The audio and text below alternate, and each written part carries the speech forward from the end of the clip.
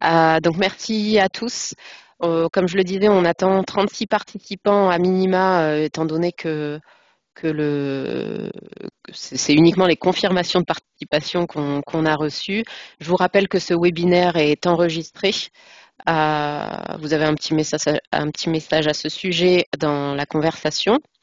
Donc moi je m'appelle Yasmina Azmi, je suis chargée de mission formation, orientation professionnelle et métiers à la Chambre d'agriculture d'Occitanie et je co-anime l'axe 4 avec Véronique Vanier qui n'est pas présente aujourd'hui, l'axe 4 du RMT Travail. Donc les collègues se présenteront par la suite, mais je voulais juste vous rappeler le, ce qui est à l'initiative de ce webinaire. En fait, ce webinaire est organisé dans le cadre du RMT Travail en agriculture. Dans le cadre du programme du RMT, on a 5 axes de travail et donc ce webinaire est à l'initiative de 2 des axes. Donc l'axe 2 qui porte sur les collectifs de travail et l'axe 4 qui porte sur le renforcement de la prise en compte du travail dans l'accompagnement et la formation. Donc je vais pas plus m'attarder que ça, je vais laisser la main à Hélène qui va prendre la suite. Oui, bonjour. Alors, je vais peut-être essayer de... non, je partagerai après. Je vais me présenter d'abord. Donc, moi, je suis enseignante et chercheur à Lyon, dans une école d'ingénieurs qui s'appelle l'ISARA. Et je suis co-animatrice avec Éric Charbonnier de TRAM, qui devait nous rejoindre. Je ne sais pas si ça sera le cas. De l'axe 2. Du RMT qu'a présenté Yasmina, donc qui est plus sur les organisations collectives de travail en agriculture.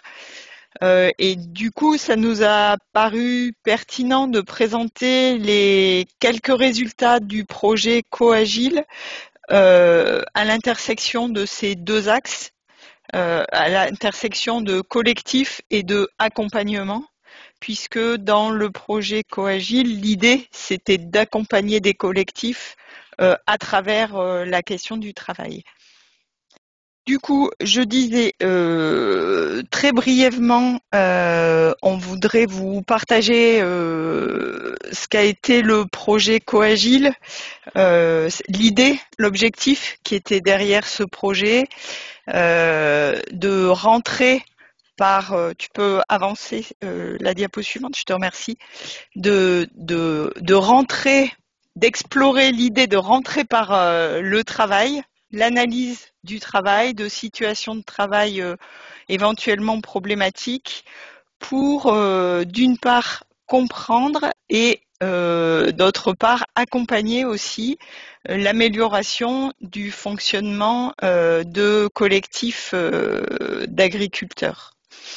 Donc c'était cette idée de rentrer par le concret du travail quotidien, de ce que font les gens en collectif, pour pouvoir aller après sur des niveaux de mieux coopérer ensemble, une meilleure gouvernance du collectif, un meilleur fonctionnement, une prise de décision plus fluide, etc. Et aussi être en capacité de gérer collectivement, enfin d'appréhender collectivement des changements, et notamment des changements dans un sens de transition agroécologique. Et puis cette idée aussi d'influer sur le fonctionnement du collectif, les relations entre les personnes, les modes de prise de décision, la gouvernance, etc. C'était dans un objectif aussi d'améliorer l'inclusivité dans ces collectifs, d'être en mesure de peut-être d'accueillir des personnes avec des profils un petit peu différents dans le cadre d'un renouvellement des générations. Je veux bien que tu passes la diapo suivante aussi. Donc, il s'agissait, Coagile, d'un projet de recherche-action qui mêlait, du coup, j'ai pas présenté mes partenaires, mais ça va être le moment de le faire, qui associait très très très étroitement des partenaires de la recherche que je représente ici et des partenaires de qui sont plus dans l'action et dans l'accompagnement concret de collectifs, soit sur le terrain. Donc dans le projet, on avait des personnes qui étaient directement en accompagnement, en situation d'accompagnement de collectifs, qui pouvaient être soit des CUMA, soit des collectifs, soit à l'ouest, puisque ce projet était à la fois sur la région Aura et sur la région Grand Ouest. On avait une FRGEDA aussi. Et donc, ça me permet de présenter mes partenaires là, qui vont vous présenter quelques résultats avec moi. On a Kim Deslandes de Tram, qui a participé au projet aussi, et qui est Mathilde Gros, qui est là, qui est de la FRCUMA Aura et qui est là avec une double casquette parce que dans le démarrage du projet, enfin dans une période du projet, Mathilde, elle a porté cette casquette d'accompagner pour de vrai des collectifs avec la méthode coagile, on va dire, et du coup elle va vous partager son expérience tout à l'heure. Et puis aussi, elle a pour partie coordonné le projet. Voilà, est-ce que je vous ai tout dit sur ce... Ouais, voilà, une vingtaine de collectifs ont été accompagnés à la fois région Rhône-Alpes et région Grand Ouest, puisque la FRCUMA du Grand Ouest était impliquée aussi dans le projet. Alors, on va dire une des sorties originales du projet, ça a été cet outil qu'on a appelé la rose des vents et qui nous a servi un peu de boussole dans le projet, parce qu'une rose des vents, bah, ça aide à se repérer. Notre idée, c'était vraiment de partager avec des accompagnateurs de collectifs notre approche de ce que c'est que le travail, qui est basée sur une littérature très classique sur le travail des auteurs qui ont écrit depuis longtemps, notamment les auteurs qui nous ont beaucoup inspirés, c'est Clos et Dejour, ils s'appellent, mais c'est des approches qui sont très très reprises et classiques de l'approche travail, mais c'était de se dire, est-ce qu'on peut la partager, finalement, acculturer ces accompagnateurs de collectifs à ces grandes notions sur ce que c'est que le travail, ce que le travail il nous fait à nous, les humains, quand on travaille, qu'est-ce qu'on fait au travail et quels sont les besoins fondamentaux des humains quand ils travaillent. Et du coup, finalement, quelles sont les conditions du travail qui créent de la santé au travail, ou dans quelles conditions on va souffrir et on va tomber malade. Et bien sûr, c'est toujours très subjectif et c'est des choses qui sont propres à chacun. Chacun ne va pas réagir de la même manière dans les situations de travail, mais il y a quand même des grands invariants qui génèrent de la santé ou de la maladie. Et donc, pour partager cette approche-là du travail et un peu ses fondamentaux, on s'est servi de cet outil, de cette représentation, si vous voulez, Rose des Vents. Vas-y, s'il te plaît, Yasmina, la diapo suivante.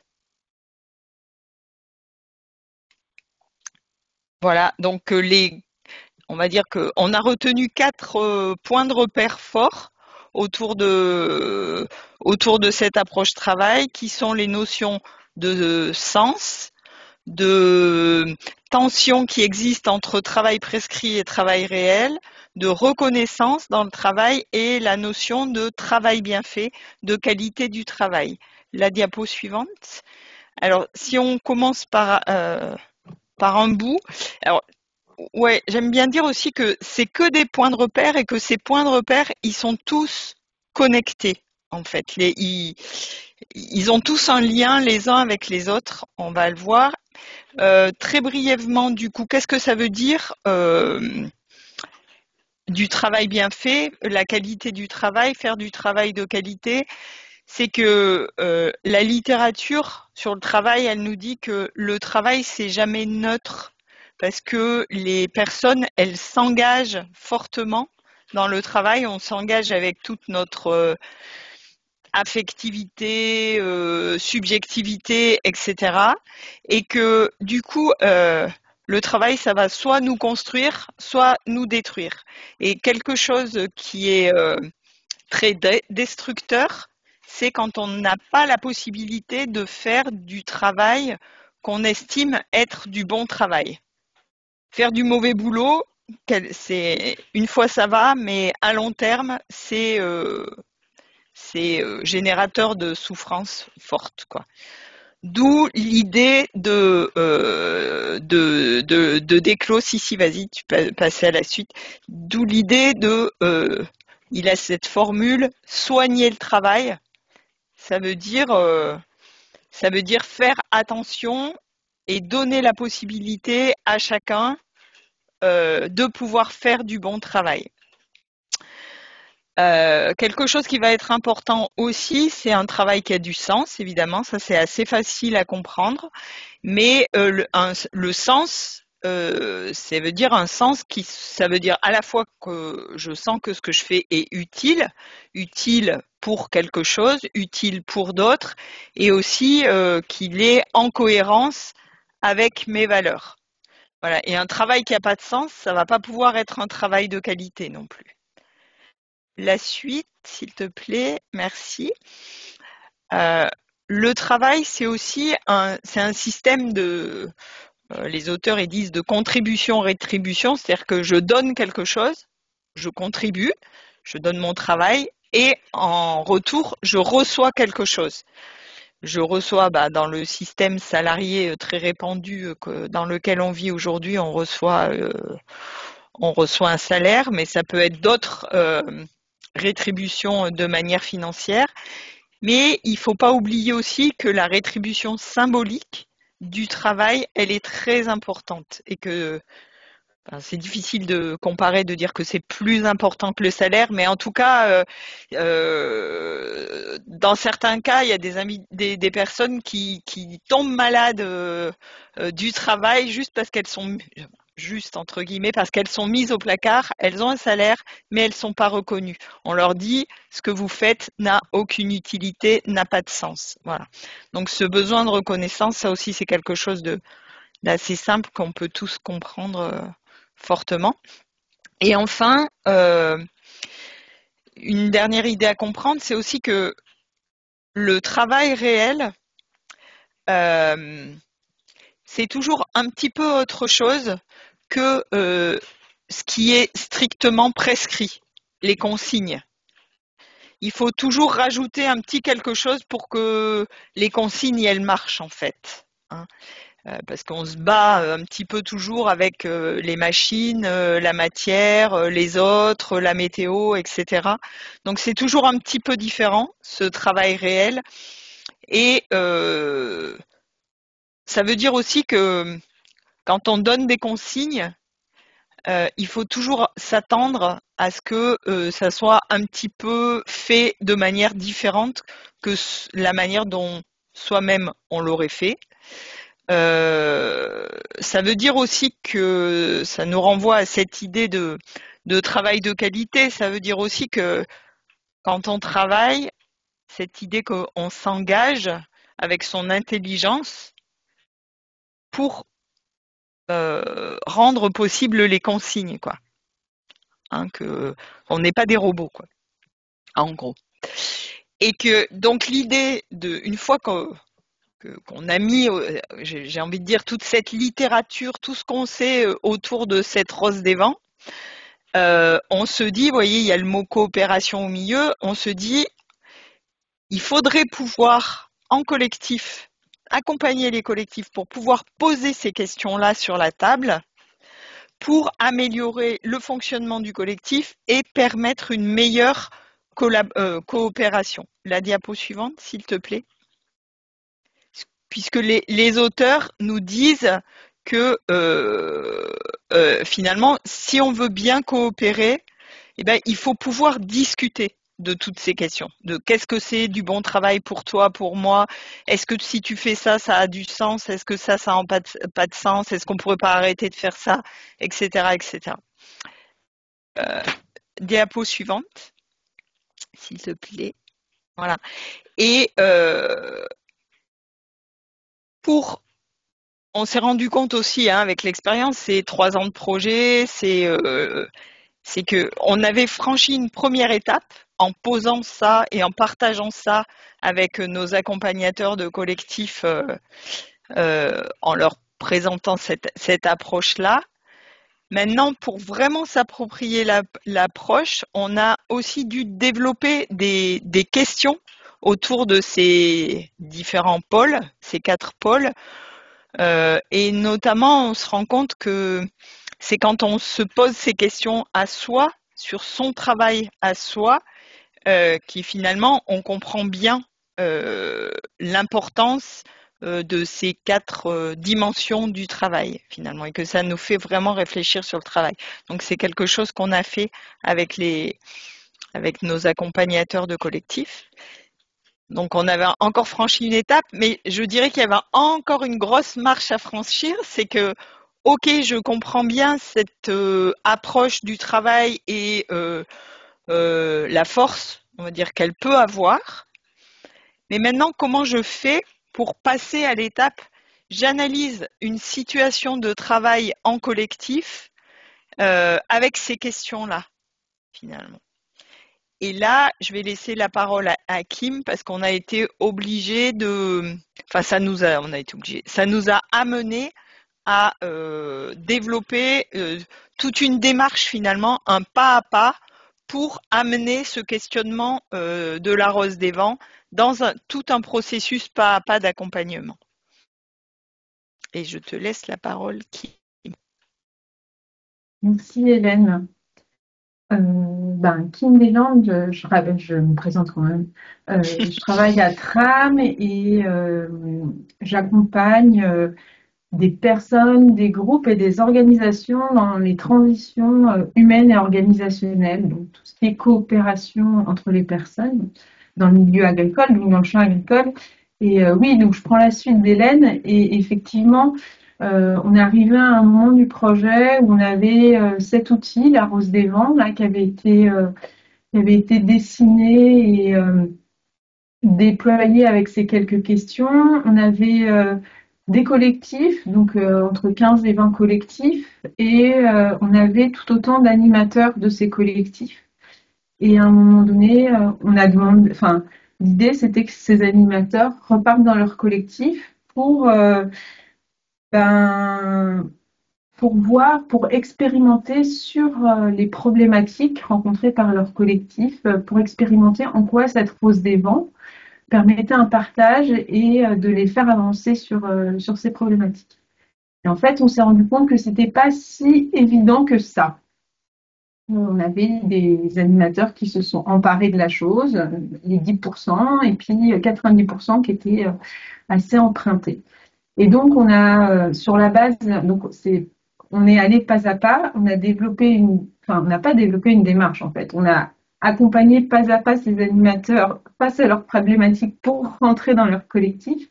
Et à partir de toutes ces expériences, on a formalisé une démarche qui comprend un certain nombre d'étapes.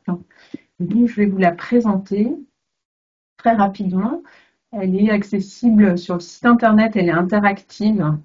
Donc, vous pouvez y retourner quand vous voulez. Et puis, on a une formation, on en parlera plus tard, qui peut initier, pour le coup, très progressivement à cette démarche.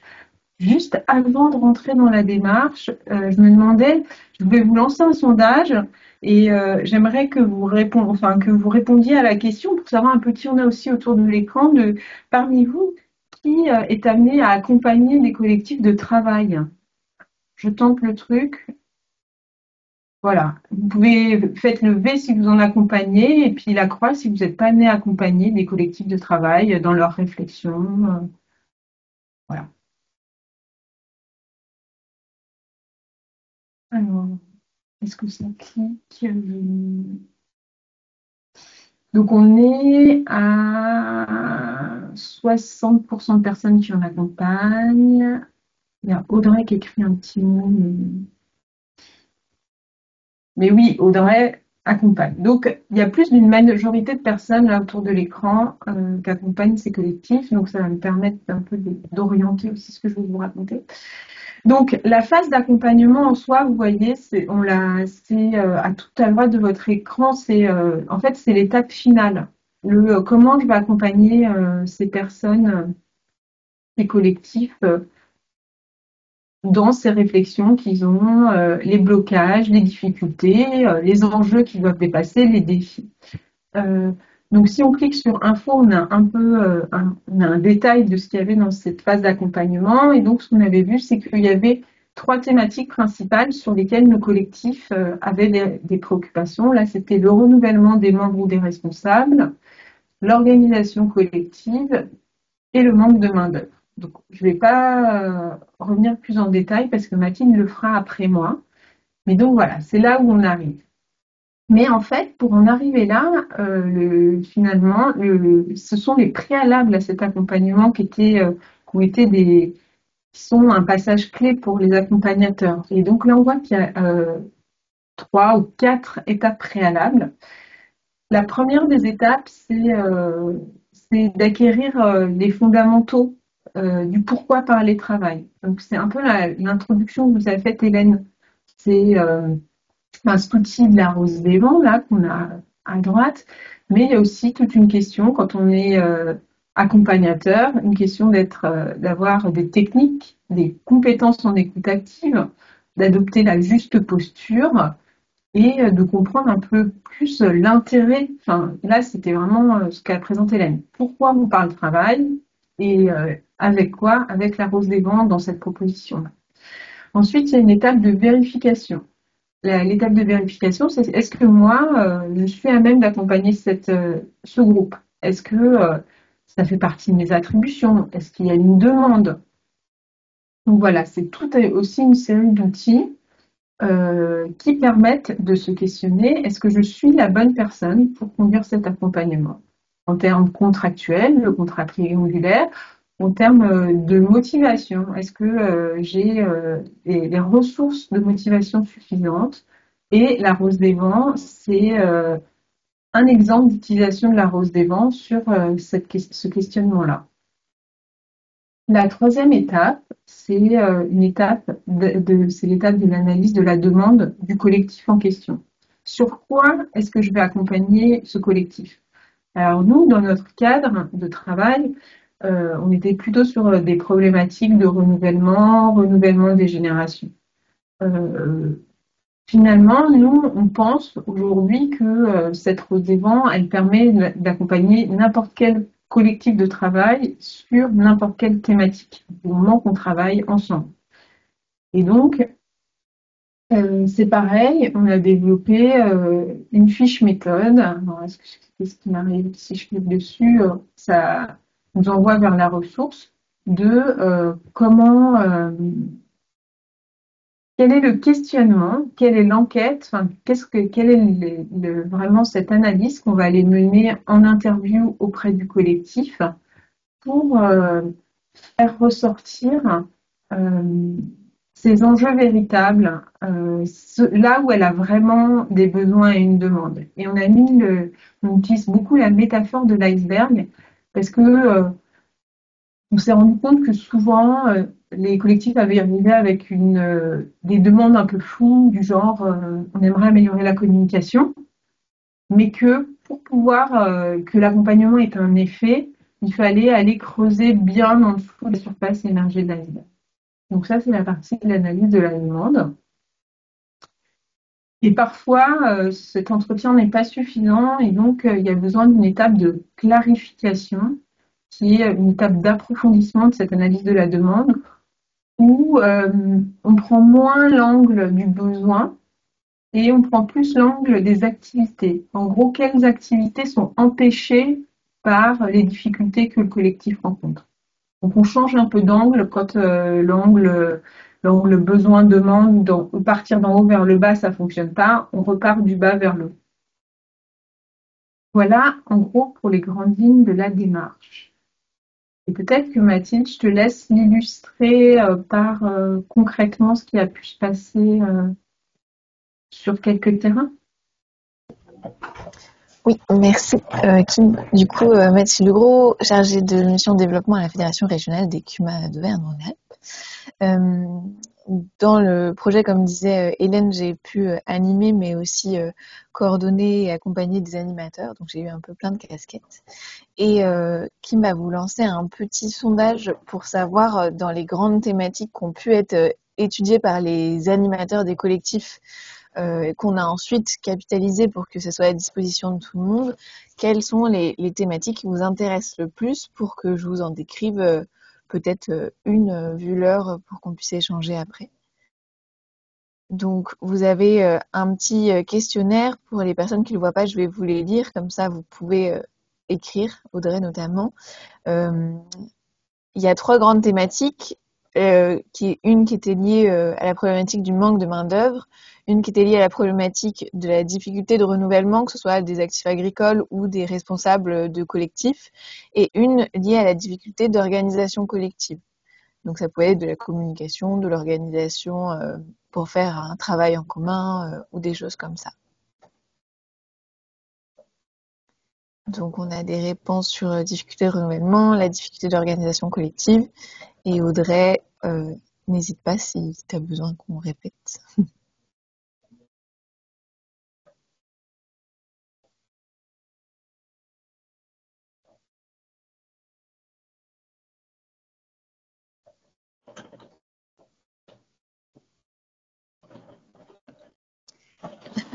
Très bien. Bah, ça marchera du coup, quelle que soit la thématique, j'imagine. Donc, je vais vous présenter en gros dans chacune des thématiques là où il y a un peu plus de votes. Il y a 3 fiches au moins. Donc, hop, je vais vous présenter mon écran.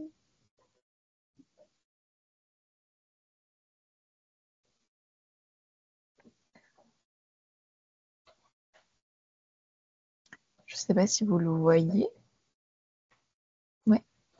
Ok. Donc, en gros, par exemple, ça, c'est la thématique sur le renouvellement. On voit qu'il y a du renouvellement des responsables et à la fois aussi, pas vraiment du renouvellement, mais du maintien en activité des personnes qui se chargent de la CUMA. Donc, dans ces 3 fiches, il y en avait une qui était, enfin, 2 qui étaient plutôt dans l'animation quotidienne du collectif. Bah voilà, quelqu'un part du bureau d'une structure.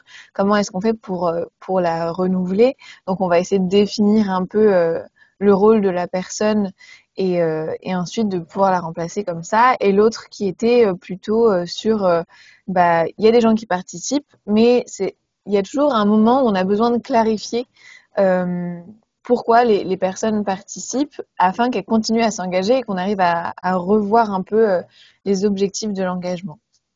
Donc, je ne sais pas à quel vous êtes plus confrontés. Peut-être je vais présenter celle-ci qui est un peu plus originale, vous montrer une adaptation qui peut être faite de La Rose des Vents, qui a été faite donc par Kim et un groupe qu'elle accompagnait.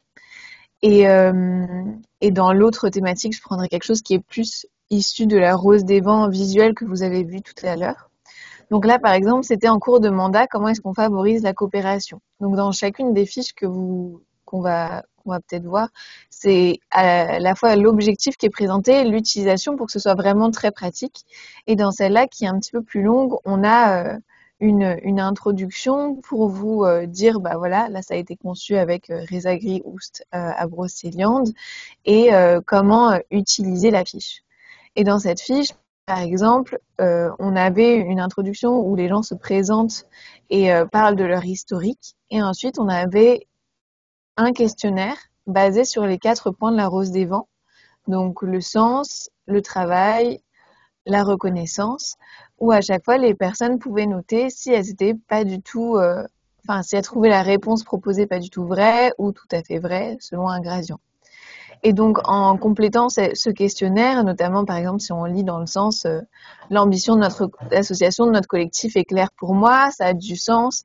Et ben, pour chaque question, on pouvait remplir et ensuite, on partage. Donc, tous ces outils, en fait, sont utilisés pour faire parler de travail. Donc, on va se questionner soi-même, aller un peu en introspection. Et une fois qu'on a été en introspection, et ben, on va partager. Donc, soit de manière anonyme, si c'est nécessaire pour le collectif, soit en échangeant volontairement pour que chacun explique sa démarche. Et en faisant ça, en parlant du travail, et ben, on arrive à créer une nouvelle dynamique collective, on arrive à créer une nouvelle norme, un axe dans lequel on veut aller. Et souvent, ça délie les langues et ça permet d'aller plus loin que dévoiler les non-dits. Donc voilà un exemple d'outil qui n'était pas exactement la rose des vents et du coup bon, j'ai dit que j'en présenterais. Peut-être je peux donner un exemple concret sur ce qui a pu se passer dans le collectif à ce moment-là. Ce questionnaire, il avait été rempli préalablement, donc il y avait une mise en valeur où on voyait finalement les tendances, là où les choses avaient l'air de se passer très bien, puis il y avait des marges de progrès, donc il y a eu tout un échange autour de là où il y avait des marges de progrès, comment ils voulaient progresser sur ces points, donc ils se sont vraiment donné un espèce de plan d'action collectif sur là où ils voulaient progresser, ils se sont aussi félicités sur là où ça fonctionnait bien. Et dans un partage, moi, dont je me souviens qui était ultra concret, c'était il y avait une trésorière et une trésorière adjointe. Et ils ont eu un échange où c'était juste le trésorier, c'était un trésorier et une trésorière. Le trésorier adjoint dit à la trésorière, mais en fait, je sais pas si j'ai bien mon rôle d'adjoint. Moi, j'ai l'impression d'être présent, mais je te sollicite pas parce qu'il n'y a pas besoin.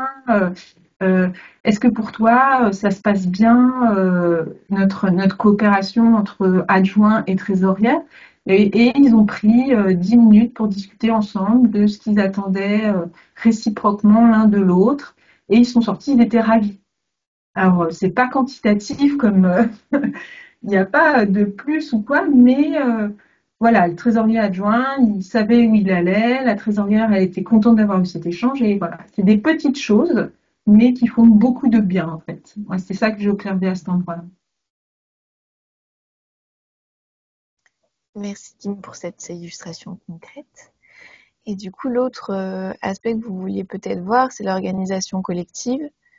Donc, je vais vous présenter un cas que j'ai accompagné, comme ça peut-être que je serai plus concrète. Donc, c'est celui-ci. Moi, on passait par des prestataires de services, comment s'organiser. Donc, moi, c'était dans le cadre de l'animation d'une CUMA. On a à nouveau l'objectif. En gros, là, la situation, c'était que ils avaient une machine à vendanger qu'ils entraînaient pas beaucoup eux-mêmes, donc ça coûtait très cher d'aller l'amener au concessionnaire à chaque fois. Et donc, ils avaient dit, maintenant, à partir de maintenant, on va se mettre à entretenir le matériel tout seul. Et donc là, l'objectif de l'accompagnement était de voir en fait si ce projet était réaliste ou non. Est-ce que ils le disaient comme ça ou vraiment ils allaient le faire? Donc, on a utilisé la rose des vents pour voir un peu si c'était réaliste. Et donc, on l'avait adapté. Tout à l'heure, vous avez vu une rose des vents avec des questions autour qui étaient basées sur une personne, sur le travail d'une personne. Là, on a adapté les axes de la rose des vents pour que ce soit pour étudier ce projet en particulier.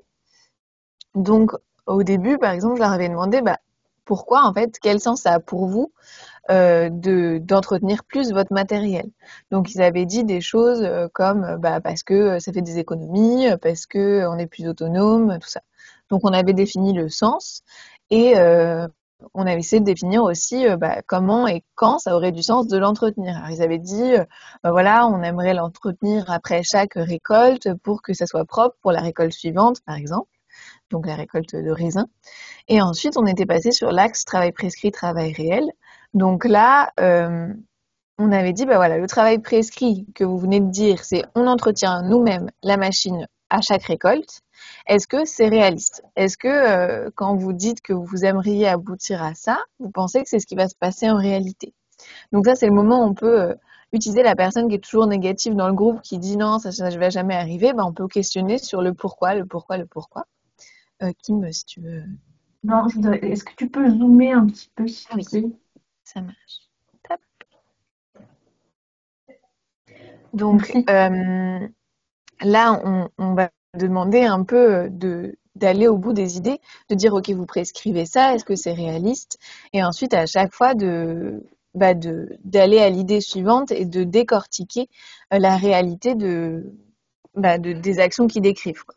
Donc là, par exemple, on avait vu que entretenir à chaque fin de récolte, ça voulait dire qu'ils ont commencé à 4 heures du matin, ils finissent à 16 heures. Il y a la famille et les amis, souvent à cette période-là, qui les vacances d'été, qui attendent à la maison. Est-ce qu'ils ont envie de se mettre sous la machine qui leur jute dessus et de rentrer 1 heure plus tard chez eux? Bah, pas forcément. Donc on avait questionné, bah ok, donc peut-être que vous n'allez pas réussir à le faire de manière réaliste, mais comment est-ce que vous pourriez juger que l'entretien est bien fait dans un cadre plus réaliste? Donc, est-ce qu'il pourrait y avoir, par exemple, la coopération qui est utilisée pour que vous arriviez à faire un travail où vous arrivez à entretenir le matériel tout en le faisant vraiment, quoi, pas en faisant des plans sur la comète.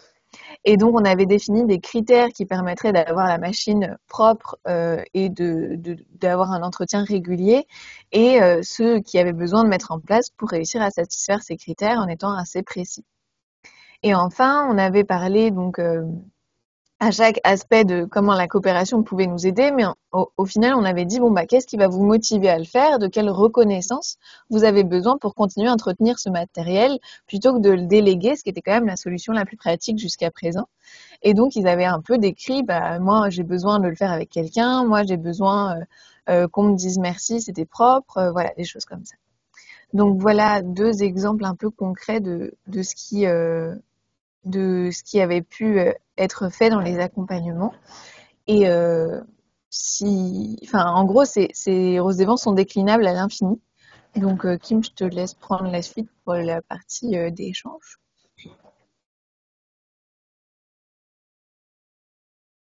D'accord, merci.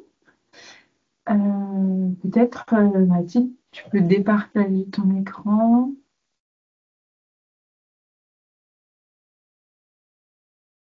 Voilà, on souhaitait pas remplir tout d'un trilogue, tout le webinaire d'un trilogue. On avait volontiers envie de vous entendre également. Donc voilà, on a un petit quart d'heure là pour échanger autour de déjà, est-ce que vous avez des questions par rapport à ce que vous avez vu? Voilà, premier temps, ouais, qu'est-ce que ça vous évoque? Est-ce que vous avez des questions? Est-ce que ça vous intéresse? Ça vous inspire? On vous écoute. Alors, n'hésitez pas à allumer vos micros, voir vos caméras si vous le souhaitez. Christelle. Bonjour, moi je travaille à l'ARACT, l'Agence régionale pour l'amélioration des conditions de travail. C'est un réseau national et il y a une ARACT dans chaque région. Donc accompagner des collectifs, voilà, c'est notre quotidien. Bravo pour cette expérimentation. Quand on s'intéresse au travail réel, de toute façon, c'est toujours la bonne voie pour améliorer les choses, hein, donc je peux qu'adhérer à ce que vous avez dit. Et juste peut-être aussi vous dire que sur notre site anact.fr, vous avez également des outils, alors qui sont pas forcément spécialisés pour l'agriculture, mais il y en a peut-être, mais des outils de méthode générale qui peuvent vous accompagner dans l'analyse du travail.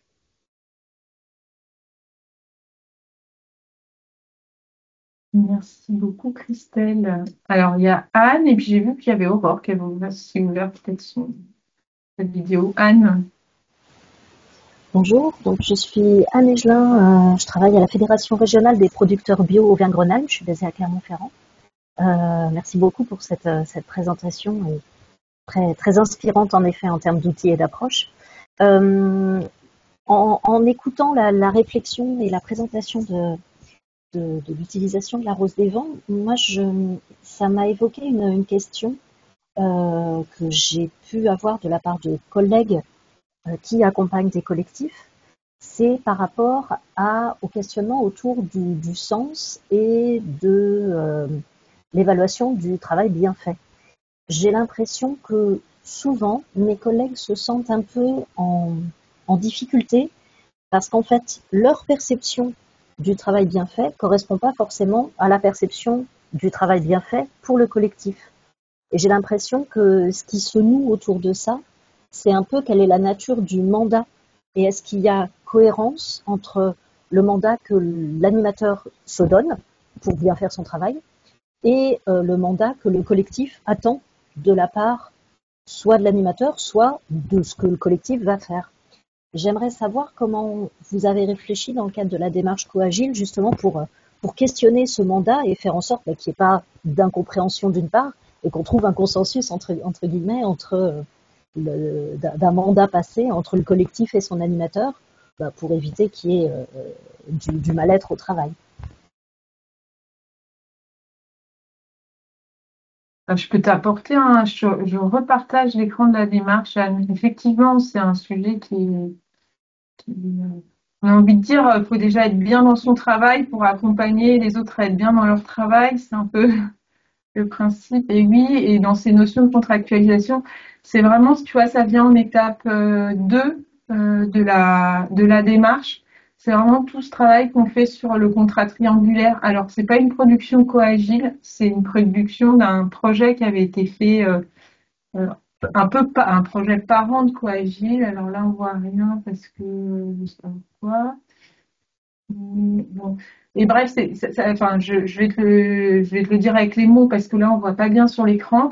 Mais on vérifie que le contrat, euh, le contrat est bien aux trois endroits est entre l'animateur et le collectif, que ce qui se passe entre eux, c'est bien validé, qu'on est bien d'accord, et que l'animateur, il est forcément mandaté par un commanditaire, et que l'animateur, entre le commanditaire et l'animateur, il y ait aussi que ce contrat aussi existe bien et soit bien présent. Et la troisième branche, c'est entre le commanditaire et le groupe. Et qu'on vérifie que les trois contrats existent et sont cohérents. Et normalement, si tu as ces trois contrats-là, tu es à peu près protégé. Dans la vraie vie, il y a d'autres, enfin, c'est des choses qui se superposent. La vie n'est pas si simple qu'un triangle. Mais bon, disons que c'est le premier niveau de protection qu'on invite à aller questionner, oui, exactement. Et peut-être le deuxième niveau de protection, c'est l'analyse de la demande que tu as décrit tout à l'heure, Kim, qui est que si l'analyse de la demande est correctement faite, normalement l'animateur se protège aussi en ayant conclu ce petit contrat, cette partie du contrat triangulaire entre lui et le groupe en disant bah, c'est ça que vous attendez de moi, donc il ne travaille pas dans le vide, quoi. Je pense que ça a bien aidé dans les accompagnements. Enfin, c'est même essentiel. Et dans la question de la posture, ça rejoint la posture aussi, Anne, il y a cette question qu'on a le droit de refuser un contrat. On peut dire non si on est pas habilité ou en limite de compétence, mais on a le droit de dire non. Et c'est quelque chose qui s'apprend aussi beaucoup dans nos métiers, quoi.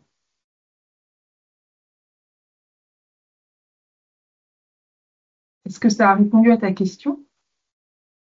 Super. Aurore. Bonjour, merci beaucoup pour votre présentation qui était très intéressante. Je suis Aurore Sarlat, je suis conseillère laitière en production et filière laitière à la Chambre d'agriculture des Hautes-Alpes. Et moi, en fait, j'avais quelques questions parce que du coup, moi, j'ai été embauchée dans le cadre d'un projet pour maintenir l'agriculture et surtout l'élevage, la filière laitière dans le département. Et dans le cadre de ce projet, il y a toute une partie, tout un axe sur encourager des meilleures conditions de travail et notamment parce qu'il y a de plus en plus de GAEC laitiers, essayer de réfléchir à comment voilà, on travaille en collectif, comment on améliore le travail en collectif. Et du coup, j'ai un peu de questions pour vous. C'est est-ce que vous qui avez beaucoup travaillé avec différentes structures, est-ce que c'est vous qui avez sollicité ces structures ou est-ce que c'est elles qui vous ont sollicité? Est-ce que vous aviez des exploitations ou c'était finalement plus des entreprises comme des fromageries, des laiteries ou des CUMA, comme on a beaucoup parlé? Et, euh, et après, comment aussi vous avez communiqué derrière, après les résultats de ces travaux? Est-ce que vous avez communiqué auprès d'éleveurs ou auprès d'agriculteurs de manière générale pour un peu essayer de présenter ces sujets, comment ils pourraient essayer de réfléchir à comment on travaille en collectif, enfin, amener un peu ces sujets qui sont pas forcément abordés habituellement dans le milieu agricole. Voilà. Et après, peut-être, ma dernière question, c'est aussi quels sont vous avez parlé un peu d'animation, de formation, enfin, pour l'animation de travail en collectif. Et un peu, voilà, quel est le parcours ou quelles sont les formations des animateurs ou de vous. Voilà. Merci beaucoup. Merci Aurore. Peut-être que sur la partie recrutement de collectif, Mathilde, toi tu peux expliquer comment ça s'est passé du côté des CUMA? Ouais. Du côté des CUMA, je pense qu'il y a eu plusieurs cas de figure. Il y a eu le cas de figure où dans le projet, les animateurs avaient un collectif qu'ils avaient choisi parce qu'ils pensaient qu'il y avait une thématique, notamment de renouvellement de génération, à aborder. Donc, ils voyaient le potentiel dans cette CUMA, donc ils ont étudié la demande du groupe pour enfin, qu'il fasse émerger ce besoin. Et ensuite, ils ont accompagné le groupe, donc voilà, pour parler du travail et tout. Il y a eu d'autres situations où les animateurs ont été formés. Donc, par exemple, les premiers animateurs enfin, la première formation Coagile qui a eu lieu. Ensuite, les animateurs ont un peu sorti leurs outils de leur mallette à outils en disant ah bah là la situation se présente, on a besoin de renouveler un membre du bureau et je vais sortir la rose des vents pour leur faire étudier le poste et qu'ils arrivent à définir quelque chose de durable. Ou celle que je vous ai présentée, la deuxième, là, je m'étais dit, comment je vais animer ça? Bon, je vais faire une rose des vents, quoi. Donc, il y a un peu plusieurs manières de le faire. Je pense que comment avoir les demandes, nous, dans l'accompagnement quotidien des CUMA, en fait, on est au contact de ces CUMA, donc c'était pas forcément des exploitations qui venaient nous chercher, mais plus on les accompagne au quotidien, on voit qu'ils ont une problématique et du coup, on utilise la rose des vents. Mais je sais qu'on a fait une présentation aussi à GAEC et Société où eux, ils ont des GAEC qui les sollicitent pour des problématiques et donc après, ils peuvent intervenir avec toutes les compétences qu'ils ont, les animateurs de ce réseau-là, qui sont notamment chambres ou des consultants indépendants, pour résoudre faire parler de travail, résoudre des conflits, des choses comme ça dans les GAEC. Merci beaucoup. Peut-être à Trame, la situation elle était un peu différente. C'est-à-dire nous on avait quelques collectifs de terrain avec leurs animateurs, mais la cible notre cible c'est plutôt les accompagnateurs, les animateurs, les conseillers. Donc on est plus sur cette cible-là. En tout cas dans le cadre du projet, il y a les animateurs et les collectifs qui étaient des collectifs, j'ai envie de dire, chercheurs. Donc, eux, une fois qu'ils y ont goûté, ils étaient contents et ils sont retournés. Quand ils ont découvert que de parler travail et de parler de tout ça, les effets, en fait. Donc, en fait, c'était un peu ça. C'est un peu, j'ai envie de dire, nous, c'est un peu ce qu'on est aussi en train de faire là. La communication, c'est aussi un peu en parler, puis voir les gens intéressés. Et enfin, pour la formation, Mathilde, c'est vous, c'est la FR qui l'a proposé principalement. Ouais. Du coup, déjà, là, vous devez voir mon écran, mais la prochaine, elle est 28-29 août 2025, si vous avez besoin de vous former. Il y en a à la fois dans l'Ouest, donc là, c'est une formation plutôt dans l'Est ou vers Paris, mais il y en a aussi organisée par la Hercuma Ouest, donc je connais pas leur date, je les ai pas sous la main. Mais les formations d'animateurs, en général, ils arrivent dans les structures et ils sont formés un peu au fur et à mesure, notamment par Tram, qui a pas mal de formations boîte à outils de l'animateur ou une grande formation modération sur 5 jours, qui est quand même vachement utile pour avoir la bonne posture. Et ensuite, les formations plus spécifiques, donc à parler de travail avec la méthode Coagile, c'est celle-là ou celle de l'Ouest, mais qui s'appelle plutôt Coagile. Et pour la formation en autonomie, il y a le site coagile.fr où il y a toutes les ressources. C'est un projet CASDAR disponible pour tout le monde. Peut-être Ok, juste super. pour compléter sur la question d'Aurore, effectivement, ce qu'on a développé, ça me semble totalement applicable à des collectifs de travail sur la ferme, à l'échelle de la ferme, complètement. Ça me paraît totalement pertinent. Mm. Ouais. Et peut-être parce que il en existe quand même des choses sur fonctionner ensemble, etc. Il y en a des formations, mais peut-être ce que je dirais de ce qui, moi, je trouve qui était un peu spécifique à ce qu'on essaye de proposer là, à cette expérimentation, c'est vraiment de pas rentrer par l'échelle justement collectif, entente, objectifs, projets, enfin, qui sont des choses importantes, mais de rentrer par le concret du travail, vraiment. Quoi. Et Mathilde, elle a essayé plein de trucs, donc elle aurait pu vous parler d'autres choses, mais moi, il y a un exemple que j'aime bien, c'est autour, vraiment de questionner le travail bien fait, qu'est-ce que c'est pour moi, pour toi, de faire du bon boulot. Et par exemple, pour traiter d'une problématique d'un matériel qui est jamais bien entretenu, ça peut être un travail très très concret de dire pour toi c'est quoi un matériel l'ensileuse quand tu la prends et que tu veux qu'elle soit bien, c'est quoi? Et concrètement aller vraiment dans la technique du truc, quoi. C'est quelle pièce qu'il faut avoir nettoyée, c'est quelle pièce qu'il faut avoir graissée, c'est quel réglage, tu veux que le chiffon soit passé là, tu veux quoi. Et de pouvoir discuter de choses aussi concrètes que ça en collectif, je trouve que c'est quand même super puissant parce que ça évite de juste être pas content parce que un tel travaille comme un cochon ou que Bidule il est vraiment trop maniaque et on peut vraiment se mettre d'accord sur des choses très concrètes en fait. Le fait que ça soit très concret et que l'approche travail ça soit un peu conceptuel si on peut dire ça, ça nécessite cette capacité des accompagnateurs à faire cet aller-retour, à faire ce lien entre ce questionnement sur le travail et comment je l'ancre dans cette situation, comment je l'adapte. Et du coup, c'est ce qu'a expliqué Mathilde. C'est à l'infini que ça peut se décliner selon toutes les situations.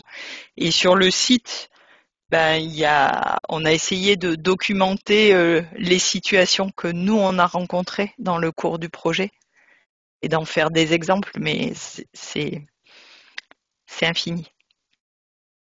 Et dans la formation, notamment, on essaie de prendre vos cas concrets et de vous permettre d'adapter la rose des vents à votre cas pour que vous ayez déjà une expérience de l'adaptation pour qu'ensuite vous arriviez à vraiment avoir la rose des vents comme quelque chose d'acquis et que vous puissiez la réadapter à plein d'autres situations. Ok, merci beaucoup pour vos réponses. Merci à tous. Je vois que c'est l'heure, il est 13h. Voilà, donc on a tenu le timing. Je vous remercie. Vous avez le lien vers le site Coagile dans la conversation. Le replay sera également diffusé, donc n'hésitez pas à communiquer, à le diffuser également aux collègues, par exemple, qui n'ont pas pu se joindre à nous. Et voilà, il sera disponible en ligne, hein, donc sans souci. Et ben, il ne me reste plus qu'à vous remercier et à vous dire peut-être bon appétit, certainement. Et à bientôt. Merci, au revoir. Merci. Merci beaucoup, au revoir. Merci. En gros, j'avais besoin de quelqu'un pour discuter, quoi.